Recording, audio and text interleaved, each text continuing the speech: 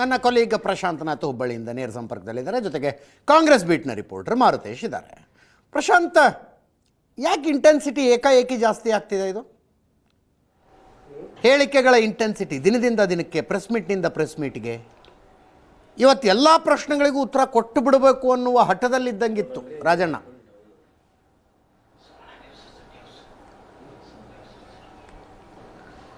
ಅಜಿತ್ ನೋಡಿ, ಇಡೀ ಒಂದು ಕಾಂಗ್ರೆಸ್ನಲ್ಲಿ ಎರಡೂ ಬಣಗಳು ಕೂಡ ಪರಸ್ಪರ, ಅದರಲ್ಲೂ ಕೂಡ ಸಿದ್ದರಾಮಯ್ಯನವರ ಬಣ ಯಾವುದೇ ಕಾರಣಕ್ಕೂ ಕೂಡ ಡಿ ಕೆ ಶಿವಕುಮಾರರನ್ನ ಕೆಪಿಸಿಸಿ ಅಧ್ಯಕ್ಷ ಸ್ಥಾನದಲ್ಲಿ ತುಂಬ ದಿನಗಳ ಕಾಲ ಮುಂದುವರಿಲಿಕ್ಕೆ ಬಿಡಬಾರದು ಅಂತಕ್ಕಂಥದ್ದು ಕಳೆದ ಒಂದು ವರ್ಷದಿಂದ ಪ್ರಯತ್ನ ನಡೀತಾ ಇತ್ತು.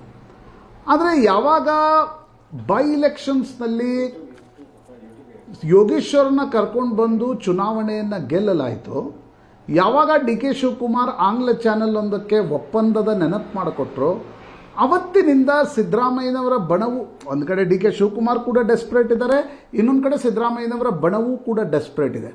ಸಿದ್ದರಾಮಯ್ಯನವರ ಬಣಗನ್ನಿಸ್ತಾ ಇದೆ ಮುಂದಿನ ವರ್ಷ, ಒಂದು ವೇಳೆ ವರ್ಷಾಂತ್ಯದಲ್ಲೋ ಅದರ ನಂತರವೋ ಹೈಕಮಾಂಡ್ ತೀರ್ಮಾನ ತೆಗೆದುಕೊಳ್ಳುವಾಗ ನಾವು ಎದ್ದು ರೆಡ್ ಫ್ಲ್ಯಾಗ್ ಹಿಡಿದ್ರೆ ಅದು ತುಂಬ ತಡವಾದೀತು. ಆಗ ಹೈಕಮಾಂಡ್ ಒಂದು ನಿರ್ಧಾರವನ್ನು ತೆಗೆದುಕೊಂಡು ಅದನ್ನು ಎಕ್ಸಿಕ್ಯೂಷನ್ ಇಂಪ್ಲಿಮೆಂಟ್ ಮಾಡಲಿಕ್ಕೆ ಮುಂದಾಗ್ಬೋದೇ ಹೊರತು, ಈಗಲಿಂದಲೇ ನಾವು ಡಿ ಕೆ ಶಿವಕುಮಾರ್ ಹೆಸರಿಗೆ ಪದೇ ಪದೇ ತಡೆಯನ್ನು, ವಿರೋಧವನ್ನು ವ್ಯಕ್ತಪಡಿಸ್ತಾ ಹೋದರೆ ಹೈಕಮಾಂಡ್ ನಿರ್ಧಾರ ತೆಗೆದುಕೊಳ್ಳುವಾಗ 100 ಬಾರಿ ಯೋಚನೆ ಮಾಡುತ್ತೆ ಅಂತಕ್ಕಂಥದ್ದು ಸಿದ್ದರಾಮಯ್ಯನವರ ಬಣಕ್ಕನ್ಸಿದೆ. ಆ ಕಾರಣದಿಂದ ಸತೀಶ್ ಜಾರಕಿಹೊಳಿ, ಜಿ ಪರಮೇಶ್ವರ್ಗೆ, ಈಗ ಪರಮೇಶ್ವರ್ ಹಾಗೆ ನೋಡಿದರೆ ಅವರೇನು ಸಿದ್ದರಾಮಯ್ಯನವರ ಬಣದ ಸದಸ್ಯರಲ್ಲ, ಆದರೆ ಪರಮೇಶ್ವರ್ಗನ್ಸಿದೆ ನನಗೊಂದು ವೇಳೆ ಅವಕಾಶ ಕೊಡಬೇಕಾದ್ರೆ, ಹಿಂದೆ ಸದಾನಂದ ಗೌಡರು ಮಾಡಿದ್ರು ನೋಡಿ, ಅನಂತಕುಮಾರ್ ಮತ್ತು ಯಡಿಯೂರಪ್ಪನವರ ಬಡಿದಾಟದಲ್ಲಿ ಸದಾನಂದ ಗೌಡರು ಯಡಿಯೂರಪ್ಪನವ್ರ ಜೊತೆ ಗಟ್ಟಿಯಾಗಿ ನಿಂತಿದ್ರು. But that doesn't mean Sadananda ಗೌಡರು ಯಡಿಯೂರಪ್ಪನವ್ರ ಜೊತೆ ಕಾಯ ವಾಚ ಮನಸ ಒಂದಾಗಿದ್ರು ಅಂತ ಅರ್ಥ ಇರಲಿಲ್ಲ. ಸರ್ವಸಮ್ಮತಿ ಅಂತಕ್ಕಂಥ ಪ್ರಯತ್ನ ಪಟ್ಟರೆ ನಾನೊಬ್ಬ ನಿಷ್ಠಾವಂತನಾಗಿ ನನಗೆ ಅವಕಾಶ ಸಿಗಬಹುದು ಅಂತಕ್ಕಂಥ ಪ್ರಯತ್ನ ಜಿ ಪರಮೇಶ್ವರ್ದಿದೆ. ಅವ್ರಿಗನ್ನಿಸ್ತಾ ಇದೆ ಡಿ ಕೆ ಶಿವಕುಮಾರ್ ಜೊತೆ ನಿಂತ್ಕೊಂಡ್ರೆ ಏನು ಉಪಯೋಗ ಇಲ್ಲ, ಸಿದ್ದರಾಮಯ್ಯನವ್ರ ಜೊತೆ ಈಗ ನಿಂತ್ಕೊಂಡ್ರೆ ನಾಳೆ ಸಿದ್ದರಾಮಯ್ಯನವರು ಕೆಳಗಿಳಿಯುವ ಪರಿಸ್ಥಿತಿ ಬಂದಲ್ಲಿ ಯಾರ ಹೆಸರು ಹೇಳ್ತಾರೆ ಅಂತಕ್ಕಂಥದ್ದು ಮುಖ್ಯ ಆಗತ್ತೆ. ಸತೀಶ್ ಜಾರಕಿಹೊಳಿ ಅವ್ರಿಗೆ ಅನಿಸ್ತಾ ಇದೆ, ಒಂದು ವೇಳೆ ಡಿ ಕೆ ಶಿವಕುಮಾರ್ ಮುಖ್ಯಮಂತ್ರಿ ಆಗಿಬಿಟ್ರೆ 28ರ ಚುನಾವಣೆ ಅವರ ನೇತೃತ್ವದಲ್ಲೇ ನಡೆಯುತ್ತೆ. ಆಗ ಒಂದು ಜಾರಕಿಹೊಳಿ ಕುಟುಂಬಕ್ಕೂ ಮತ್ತು ಡಿ ಕೆ ಶಿವಕುಮಾರ್ಗೂ ವೈಯಕ್ತಿಕವಾಗಿರ್ತಕ್ಕಂಥ ಜಗಳ ಇದೆ. ಹೀಗಾಗಿ ಯಾವುದೇ ಕಾರಣಕ್ಕೂ ಕೂಡ ಡಿ ಕೆ ಶಿವಕುಮಾರ್ ನಾಯಕತ್ವವನ್ನು ಒಪ್ಕೊಳ್ಳೋ ಪ್ರಶ್ನೆ ಸತೀಶ್ ಜಾರಕಿಹೊಳಿಗೆ ಬರಲ್ಲ. ಕೆ ಎನ್ ರಾಜಣ್ಣ ಕೂಡ ಅದೇ ರೀತಿಯಾಗಿರ್ತಕ್ಕಂಥ ಒಂದು ಮನಸ್ಥಿತಿಯಲ್ಲಿದ್ದಾರೆ. ಆ ಕಾರಣದಿಂದ ಈ ಒಂದು ಸಿದ್ದರಾಮಯ್ಯನವರ ಬಣ ಏನಿದೆ ಅದು ವೋಕಲ್ ಆಗಿರ್ತಕ್ಕಂಥ ಅಪೋಸಿಷನನ್ನು ಡಿ ಕೆ ಶಿವಕುಮಾರ್ ಅವರ ಹೆಸರಿಗೆ ತೋರಿಸ್ತಾ ಇದೆ. ಅದರ ರಿವರ್ಬ್ರೇಟಿಂಗ್ ಇಫೆಕ್ಟ್ ಹೈಕಮಾಂಡ್ನಲ್ಲಿ ಆಗ್ತಾ ಇರಲಿ. ಹೈಕಮಾಂಡ್ ಏನೇ ನಿರ್ಧಾರವನ್ನು ತೆಗೆದುಕೊಳ್ಬೇಕಾದ್ರು, ಈಗ ಯಡಿಯೂರಪ್ಪನವ್ರ ಬಗ್ಗೆ ಬಿಜೆಪಿ ಹೈಕಮಾಂಡ್ ತೆಗೆದುಕೊಳ್ಳುವಾಗ ಅದಕ್ಕೆ ಆ ರೀತಿಯಾಗಿರ್ತಕ್ಕಂಥ ಒಂದು ತಯಾರಿಯನ್ನು ಯಡಿಯೂರಪ್ಪನವರ ವಿರುದ್ಧ ಬಣ ಮಾಡಿತ್ತು. ಆದರೆ ಅವರನ್ನು ಉಳಿಸಿಕೊಳ್ಳುವ ತಯಾರಿಯನ್ನು ಯಡಿಯೂರಪ್ಪನವ್ರ ಬಣ ಯಾವುದೇ ಕಾರಣಕ್ಕೆ ಏನೂ ಮಾಡಿರಲಿಲ್ಲ. ಅವ್ರಿಗನ್ನಿಸ್ತಾ ಇತ್ತು ಯಡಿಯೂರಪ್ಪನವ್ರು ಬದಲಾಗೋದೇ ಇಲ್ಲ ಅಂತ. ಆದರೆ ಇಲ್ಲಿ ಹಾಗಲ್ಲ. ಇಲ್ಲಿ 23ರಲ್ಲೇ 2.5 ವರ್ಷ, 2.5 ವರ್ಷ, 3 ವರ್ಷ, 2 ವರ್ಷ ಈ ಒಪ್ಪಂದದ ಬಗ್ಗೆ ಆಗಾಗ ಚರ್ಚೆ ನಡೆದಿದೆ. ಸ್ವತಃ ಡಿ ಕೆ ಶಿವಕುಮಾರ್ ಅದನ್ನು ಹೊರಗಡೆ ಬಂದು ಹೇಳಿರೋದ್ರಿಂದ ಸಿದ್ದರಾಮಯ್ಯನವರ ಬಣಕ್ಕೆ ಅನಿಸ್ತಾ ಇದೆ ಡಿ ಕೆ ಶಿವಕುಮಾರನ್ನು ತಡಿಬೇಕಾದ್ರೆ ಮೊದಲು ಕೆಪಿಸಿಸಿ ಅಧ್ಯಕ್ಷ ಸ್ಥಾನದಿಂದ ಅವರನ್ನು ತೆಗೆದು ಹೊಸಬರನ್ನು ತನ್ನಿ ಅಂತಕ್ಕಂಥ ಅಭಿಯಾನ ಶುರು ಮಾಡಬೇಕು. ಯಾಕಂದ್ರೆ ಅವ್ರಿಗೆ ಅನಿಸ್ತಾ ಇದೆ ಡಿ ಕೆ ಶಿವಕುಮಾರ್ ಕೆಪಿಸಿಸಿ ಅಧ್ಯಕ್ಷರಾಗಿರೋದ್ರಿಂದ ದಲಿತ ಶಾಸಕರ ಸಭೆ ತಡೆದ್ರು, ಹಾಸನದ ಅಹಿಂದ ಸಮಾವೇಶವನ್ನು ಕಾಂಗ್ರೆಸ್ನ ಸಮಾವೇಶವನ್ನಾಗಿ ಪರಿವರ್ತಿಸಿದ್ರು, ಜಾತಿ ಗಣತಿಯ ಪ್ರಶ್ನೆ ಬಂದಾಗ ಹೈಕಮಾಂಡ್ ಕೂಡ ಜಾತಿ ಗಣತಿ ತರಾತುರಿಯಲ್ಲಿ ತರಬೇಡಿ ಅಂತಕ್ಕಂಥದ್ದನ್ನು the behest of D K Shivakumar's ಒತ್ತಡ ಅದನ್ನು ಹೇಳಿದರು ಅಂತಕ್ಕಂಥದ್ದು. ಮತ್ತು ಸಿದ್ದರಾಮಯ್ಯನವರ ಬಣಕ್ಕೆ ನನಗನ್ಸುತ್ತೆ ಅಜಿತ್, ಈ ರೀತಿಯ ಪದೇ ಪದೇ ಬಹಿರಂಗ ಕಾಲು ಕೆದರಿ ಜಗಳದ ಮೂಲಕ ಸಿದ್ದರಾಮಯ್ಯನವರ ಬಣ ಹೈಕಮಾಂಡ್ಗೆ ಮತ್ತು ಪೀಪಲ್ ಎಟ್ ಲಾರ್ಜ್ ಇನ್ ಕರ್ನಾಟಕದಲ್ಲಿ ಶಾಸಕರ ಸಂಖ್ಯಾಬಲ ಡಿ ಕೆ ಶಿವಕುಮಾರ್ ಬಳಿ ಇಲ್ಲ, ಹೈಕಮಾಂಡ್ನ ಬೆಂಬಲ ಅವ್ರಿಗಿರ್ಬೋದು, ಶಾಸಕರ ಬೆಂಬಲ ಇಲ್ಲ ಅನ್ನೋದನ್ನು ತೋರಿಸುವ ಪ್ರಯತ್ನ ಮಾಡ್ತಾ ಇದೆ. ಇಲ್ಲವಾದಲ್ಲಿ ಈಗ ನಿನ್ನೆ ಕೆ ಎನ್ ರಾಜಣ್ಣ ಏನು ಹೇಳಿದರು, ದೇವರಾಜ ಅರಸರ ಸಂದರ್ಭದಲ್ಲಿ ಕೆಪಿಸಿಸಿ ಅಧ್ಯಕ್ಷರಾಗಿ ದೇವರಾಜ ಅರಸರನ್ನ ಇಂದಿರಾ ಗಾಂಧಿ ನೇಮಿಸಿದ್ರು. ಆಗ ಶಾಸಕರ ಅಭಿಪ್ರಾಯವನ್ನು ಇಂದಿರಾ ಗಾಂಧಿ ಕೇಳಿದ್ರು. ಈಗಲೂ ಕೂಡ ನೀವು ಶಾಸಕರ ಅಭಿಪ್ರಾಯವನ್ನು ಕೇಳಿ. ಅವ್ರಿಗಿರ್ತಕ್ಕಂಥ ನೋಡಿ, ಈಗ ಇಬ್ರು ತಮ್ಮ ಸ್ಟ್ರೆಂತ್ ಮೇಲೆ ಆಟ ಆಡ್ತಿದ್ದಾರೆ.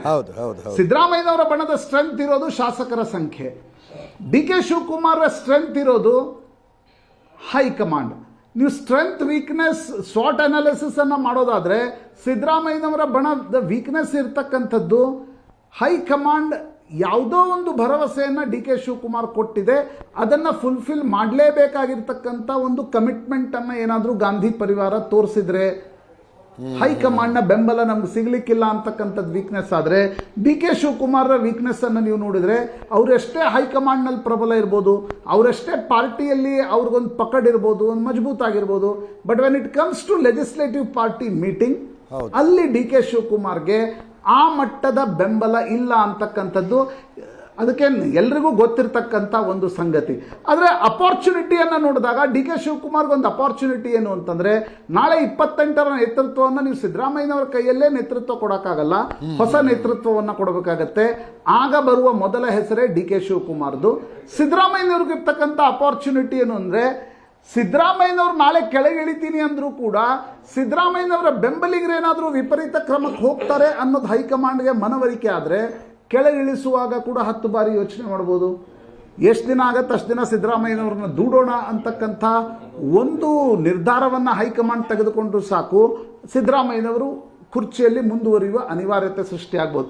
ಹೀಗಾಗಿ ನನಗನ್ಸುತ್ತೆ ಅಜಿತ್, ಇದು ಮುಂದಿನ ನಾವು ಅನೇಕ ಬಾರಿ ಇದನ್ನು ಹೇಳಿದ್ದೀವಿ, ಮುಂದಿನ ಹೋರಾಟಕ್ಕೆ ಪೂರಕವಾಗಿ ತಮ್ಮ ಹೆಜ್ಜೆಗಳನ್ನು ಎರಡೂ ಬಣಗಳು ಮುಂದಿಡ್ತಕ್ಕಂಥ ಪ್ರಯತ್ನ. ಈಗ ಜಿ ಸಿ ಚಂದ್ರಶೇಖರ್ ಒಂದು ಕಾಲದಲ್ಲಿ ಪರಮೇಶ್ವರ್ ಅವರ ಪೊಲಿಟಿಕಲ್ ಸೆಕ್ರೆಟರಿ ಆಗಿದ್ರು. ಹೌದು. ಈಗ ಜಿ ಸಿ ಚಂದ್ರಶೇಖರ್ ದಿಲ್ಲಿಗೆ ರಾಜ್ಯಸಭಾ ಸದಸ್ಯರಾಗಿ ಬಂದ ನಂತರ he is very close friend of D K Suresh. ಮೊನ್ನೆ 23ರ ಚುನಾವಣೆಯ ನಂತರದ ದಿಲ್ಲಿಯ ನೆಗೋಷಿಯೇಷನ್ಸ್ನಲ್ಲಿ ನನಗಿನ್ನೂ ನೆನಪಿದೆ, ಡಿ ಕೆ ಸುರೇಶ್ ಮತ್ತು ಜಿ ಸಿ ಚಂದ್ರಶೇಖರ್ ಇಬ್ರು ಕಾರ್ನಲ್ಲಿ 10 ಜನಪಥ್ನಲ್ಲಿ ಹೊರಗಡೆ ಕುಳಿತಿದ್ರು. ನಮ್ಮಲ್ಲಿ ಆ ದೃಶ್ಯಗಳು ಬಂದಿದ್ವು.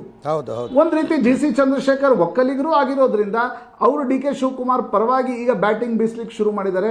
ಇನ್ನೊಂದು ಕಡೆ ರಾಜಣ್ಣ ತುಂಬ ಬಹಿರಂಗವಾಗಿ ವೋಕಲ್ ಆಗಿ ಪ್ಲಾನ್ ಇಲ್ಲದೆ ಇದೆಲ್ಲ ನಡೀತಾ ಇದೆ ಅಂತ ಅನಿಸ್ತಾ ಇಲ್ಲ ಅಜಿತ್. ಅಂದರೆ ಈಗ ಇಲ್ಲಪ್ಪ ಇಲ್ಲೆಲ್ಲೋ ಹೊರಟಿದ್ರು, ಕ್ಯಾಮ್ರಾಗಳು ಬಂದವು, ಮೈಕ್ಗಳು ಬಂದವು, ಏನೋ ಮಾತಾಡ್ತಾ ಇದ್ದಾರೆ, ಆ ರೀತಿ ಮಾತು ಕಾಂಗ್ರೆಸ್ನಲ್ಲಿ ಆಡೋದು ಕಡಿಮೆ.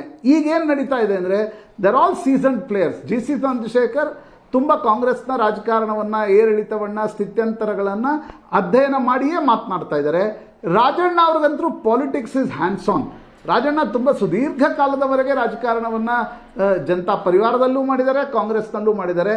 ಹೀಗಾಗಿ ಅವರೂ ಕೂಡ ಸಿದ್ದರಾಮಯ್ಯನವರ ಬಣದ ಪರವಾಗಿ ಗಟ್ಟಿಯಾಗಿ ಹೊರಗಡೆ ಬಂದು ನಿಂತುಕೊಳ್ಳುವುದರ ಮೂಲಕ ಒಂದು ಸಂಚಲನ ನೋಡಿ.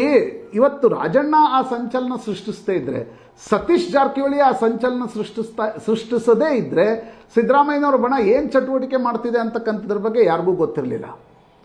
ಆದರೆ ಡಿ ಕೆ ಶಿವಕುಮಾರ್ ಪರವಾಗಿ ಹಿಂಗೆ ಮಾತಾಡೋರು ಕಡಿಮೆ ಇದ್ದಾರೆ. ಬಹಳ ಈಗ ಯಾರೋ ಶಿವಗಂಗೆ, ಚನ್ನಗಿರಿ ಶಾಸಕರಿದ್ದಾರೆ, ಅವರೆಲ್ಲ ಮಾತಾಡಿದ್ರು, ಅದಕ್ಕೊಂದು ಲಾರ್ಜರ್ ಆಡಿಯನ್ಸ್ ಇರಲಿಲ್ಲ. ಹೀಗಾಗಿ ಜಿ ಸಿ ಚಂದ್ರಶೇಖರ್ರನ್ನ ಇವತ್ತು ಡಿ ಕೆ ಶಿವಕುಮಾರ್ ಪರವಾಗಿ ಮಾತನಾಡ್ಲಿಕ್ಕೆ ಕಳಿಸಲಾಗಿದೆ ಅಂತ ನನಗನ್ಸುತ್ತೆ.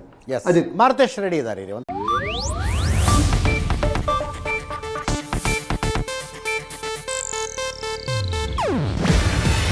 ಇದು ಏಷ್ಯಾನೆಟ್ ನ್ಯೂಸ್ ನೆಟ್ವರ್ಕ್ ಪ್ರಸ್ತುತಿ.